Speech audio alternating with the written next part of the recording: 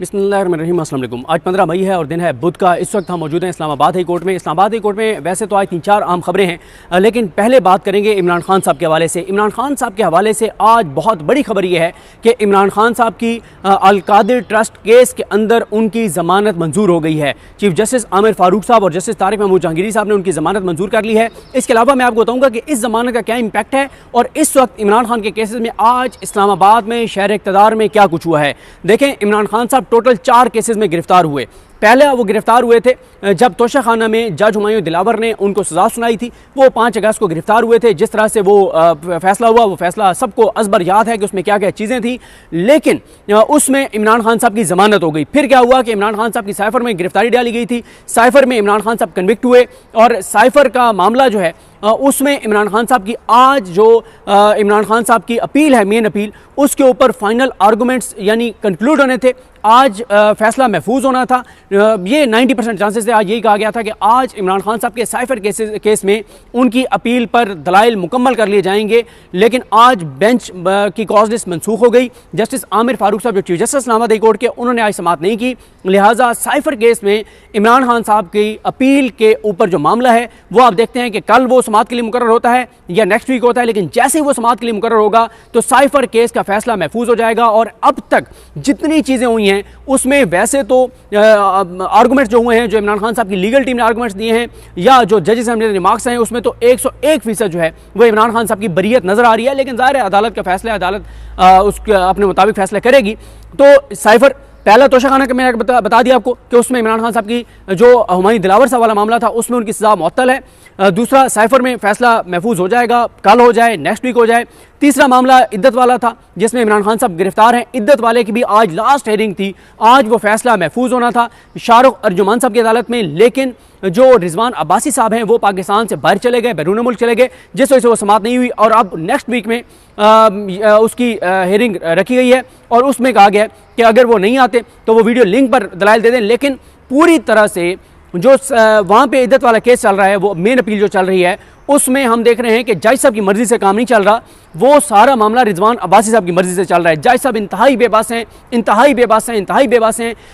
राजा रिजवान अब्बासी जो हैं वो आते हैं, तारीख दे के चले जाते हैं, जज मुंह देखता रह जाता है। जज बेचारा बिल्कुल, मतलब वो बिल्कुल ऐसे जैसे वो अब चलें, वो मैं नहीं कहता मुनासिब नहीं है, क्योंकि हम तो चाहते हैं कि हमारी जुडिशरी मजबूत हो, हमारे जजेस मजबूत हों, उनकी रिस्पेक्ट हो। ये सारे इदारे पाकिस्तान के इदारे हैं, ये मजबूत होंगे, ये बेहतर होंगे तो पाकिस्तान बेहतर होगा। अच्छा, ये हो गया इद्दत वाले केस का मामला। अब चौथी जो इमरान खान साहब की गिरफ्तारी है वो है अल-कादिर ट्रस्ट केस में। अल-कादिर ट्रस्ट केस में उनकी जो गिरफ्तारी है उस पर आज इमरान खान साहब की जमानत मंजूर हो गई है।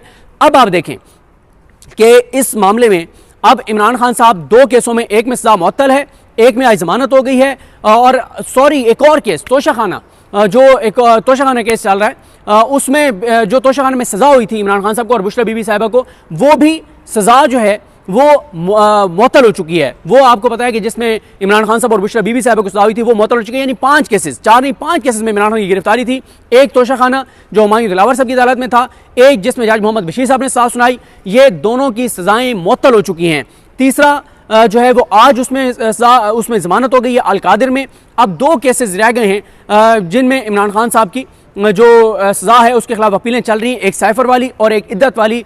और इसमें बहुत ज़्यादा चांसेस हैं कि इमरान खान साहब के केसेस मई के अंदर अंदर कंक्लूड हो जाएंगे। यानी साइफर तो कंफर्म है कि वो कंक्लूड हो जाएगा, कल नहीं होगा तो नेक्स्ट वीक हो जाएगा। इद्दत वाले में देखना है, क्योंकि इद्दत वाले में जज साहब बेबस हैं बेचारे, और वहाँ पे रिजवान अब्बासी साहब मामला चला रहे हैं, अपनी मर्जी से चला रहे हैं, और जज साहब एक लफ्ज़ नहीं उनके सामने बोल सकते। आप देखें कि वहाँ पे राजा रिजवान अब्बासी ने, जो खावर मानिका के वकील हैं, उन्होंने जज साहब पर एतराज़ किया और कहा कि आप ये केस नहीं सुन सकते क्योंकि आप बाइस्ड हैं। हालांकि समझ नहीं आती कि उन्होंने कोई ऐसे रिमार्क्स नहीं दिए, वो तो बेचारे बिल्कुल खामोश बैठे हैं, कोई एक लफ्ज़ नहीं बोलते। जैसे रिजवान अब्बासी साहब चाहते हैं वैसे वो मामला चला रहे हैं, तो फिर वो कहाँ से बाइस्ड हो गए इमरान खान के हक़ में।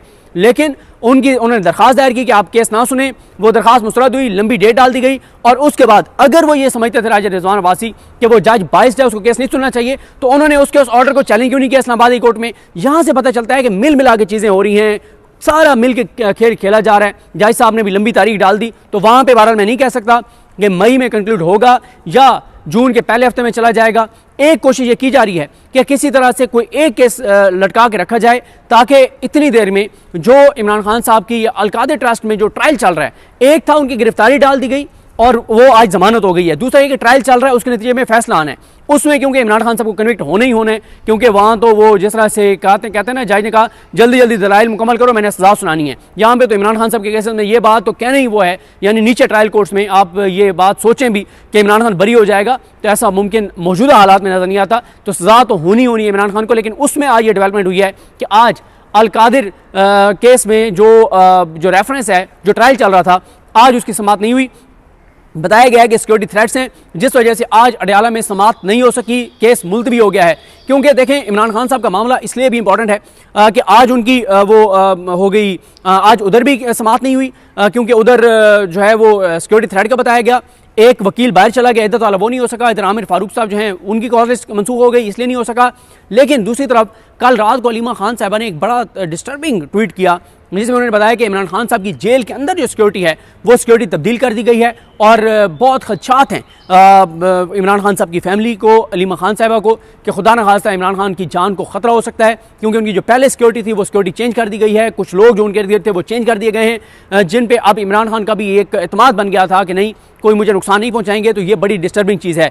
लेकिन जो आज अडयाला में सिक्योरिटी के मामला बताए गए वो इसलिए भी इंपॉर्टेंट है कि कल सुप्रीम कोर्ट ने इमरान खान साहब को कल जुमेरात के दिन 11:30 बजे वीडियो लिंक के जरिए नैब अपील, इंटर कोर्ट अपील जो है, नैब तरमीम का जो फैसला उस पर इंटर कोर्ट अपील में इमरान खान को वीडियो लिंक के जरिए पेश करने का हुक्म दे रखा है। तो ये देखना होगा कि अब कल क्या होता है, कल क्या कोई बहाना बना दिया जाता है और कहा जाता है कि नहीं पेश कर सकते, या बज़ाहिर कोशिश दिखाई जाएगी और बाद में कहा जाएगा कि कोई मसला आ गया है, लिंक डाउन हो गया, कोई इस तरह का मामला हो गया, क्या हो गया। क्योंकि आज इमरान खान साहब ने ख्वाजा हारिस साहब को बुलाया था जेल में। आज इमरान खान साहब की जो हसनात मलिक साहब ने ट्वीट किया था कि आज इंतज़ार हुसैन पंजोता साहब और ख्वाजा हारिस साहब, उनको इमरान खान साहब ने बुलाया था, उनसे इमरान खान साहब ने मुलाकात के लिए बुलाया था, क्योंकि इमरान खान साहब के वकील पहले वो केस जो जीते थे वो ख्वाजा हारिस साहब थे। नैब तरमीम में जो इजाजुल हसन, उमर बंदयाल साहब और इजाजुल हसन साहब के और मसूल शाह साहब के सामने केस प्रेजेंट किया था इमरान खान साहब की जानिब से, वो ख्वाजा हारिस साहब ने किया था, तो उनको भी इमरान खान ने बुलाया था, क्योंकि इमरान खान खुद अब दलाइल देंगे। तो मेरा ये ख्याल है कि अगर कल इमरान खान साहब के दलाइल होते हैं तो इमरान खान यही कहेंगे कि वो रिटर्न अपने आर्गूमेंट्स जो है वो ज़्यादा जमा कराएंगे,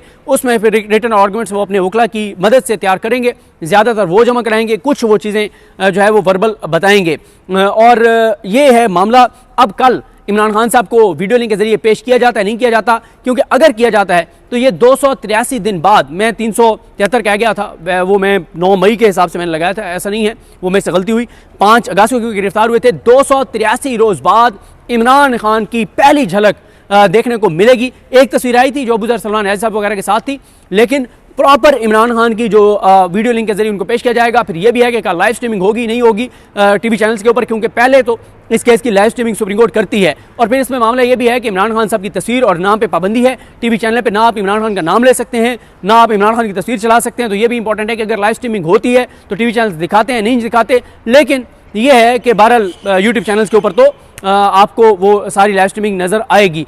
अब ये है इमरान खान साहब के केसेस की सिचुएशन। आज इमरान खान साहब की जो अलकादिर में बेल हुई है वो इसलिए भी इंपॉर्टेंट है कि इमरान खान साहब की जमानत मनसूखी के लिए जितने दलाइल दिए थे उससे अदालत ने इतफाक नहीं किया। अभी रिटर्न ऑर्डर, जब मैं ये वीडियो रिकॉर्ड करने लगा तो अभी वो रिटर्न ऑर्डर आए, उसको हम देख के फिर बाद में आपके साथ शेयर करेंगे कि उसमें क्या कुछ है। लेकिन ये इस वक्त मैंने आपको 5 केसेस जिनमें इमरान खान गिरफ्तार हैं उन 5 में बता दिया। और ये भी हो सकता है कि इसके बाद जब अगर इनमें साइफर में वो बरी हो जाते हैं या इद्दत में केस का फैसला आ जाता है तो फिर ये भी हो सकता है कि फिर 9 मई के किसी केस के अंदर जो है वो गिरफ्तारी डाल दी जाए और इस तरह से। लेकिन वो ज़ाहिर है ये केसेस ज़्यादा सीरियस केसेस हैं, ये बड़े केसेस हैं जिनके ऊपर बहुत ज़्यादा एक नैरेटिव बनाया गया, जिनके बारे में बहुत ज़्यादा बनाया गया कि ये केस बड़े ख़तरनाक हैं, ये है और मुल्क के साथ गद्दारी है और जो है वो तोशाखाना वाला, और ये सारे ये बड़े केसेस हैं, ये संजीदा केसेस हैं, ये सीरियस केसेस हैं, ये ख़तरनाक केसेस हैं। इनमें अगर उनकी बरियत हो जाती है या सज़ाएं मौतल हो जाती हैं तो फिर बाकी जो 9 मई के केसेस हैं वो उनमें कोई भी केस ऐसा नहीं है जो आप कहेंगे वो कंक्लूड होने के करीब है। फिर आज एक केस में, तोड़ फोड़ के केस में इमरान खान साहब बरी भी हुए हैं डिस्ट्रिक्ट कोर्ट से, वो भी एक इंपॉर्टेंट है कि आज एक केस में इमरान खान साहब बरी हुए हैं। तो बड़ी चीज़ें आप अदालतों के अंदर हम देख रहे हैं कि चीज़ें ज़रा बदल रही हैं अदालतों के अंदर। जैसे मैं इस्लामाबाद के खड़ा हूँ, अभी हमने अहमद फरहाद साहब का केस सुना है, उस पर मैं आपको अलग से अपडेट करूँगा कि वो सूरत हाल क्या है, ऑर्डर क्या है, अदालत ने लिखवाया है। कल का दिन वो भी बड़ा इंपॉर्टेंट है। कल का दिन बहुत इंपॉर्टेंट इसलिए है कि उधर सुप्रीम कोर्ट में मामला होगा जो इमरान खान साहब को पेश करने का मामला है, इधर अहमद फराज साहब को बाजियाब करवा के और पेश करने का मामला है। तो ये वो चीज़ें हैं जो जिसके लिए कल का दिन जुमेरात का दिन भी बहुत अहम होगा। अदालतें बहुत अहमियत इख्तियार कर चुकी हैं, जजेस अपने पाँव पर खड़े होना शुरू हो गए हैं और क्रेडिट इन 6 जजेस को जाता है जिन्होंने लेटर लिखा था, जिसमें मोहसिन अख्तर कियानी साहब हैं, बाबर सत्तार साहब हैं और उनके साथ जो इजाज़ इसाक खान साहब हैं, अरबाब मोहम्मद ताहिर साहब हैं, समन रिफा साहबा हैं। ये वो जजेस हैं जिन्होंने, तारिक महमूद जहांगीरी साहब, इन जजेस ने ख़त लिखा था। मुझे अपनी दुआ में याद रखें। अल्लाह हम सबका हामी नासरो। अल्लाह हाफ़िज़।